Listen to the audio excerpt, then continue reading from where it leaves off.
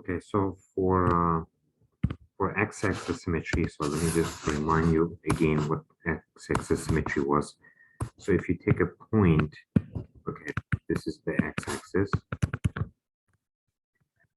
So if you take a point here, let's call this point xy, it's a generic point, and then the symmetry of this point with respect to x-axis will be down here, which x component doesn't change, and the y turns into a negative number, right? So y turns into a negative. So therefore, if I'm giving a point, and if I want to find x-axis symmetry, I'm going to keep the x the same and change the sign of the y coordinate.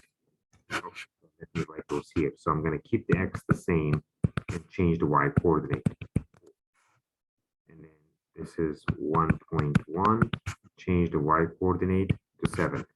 This is pi, change the y coordinate to -6. This is 0, change the y coordinate to -8.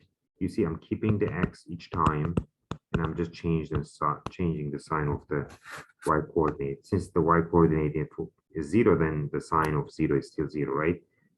So -6, -4, 9.9, 7.8. See, I'm keep changing the sign of the y coordinate, keeping the x coordinate the same.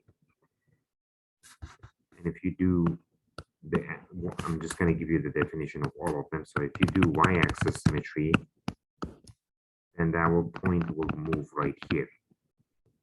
It will change the sign of x, and it will leave the y unchanged. And so this is the y-axis symmetry. The first one was x-axis symmetry. This last one is the origin symmetry.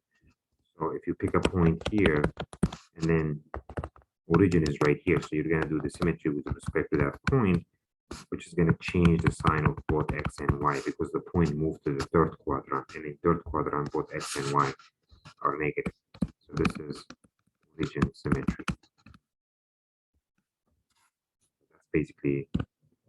That's basically all of them.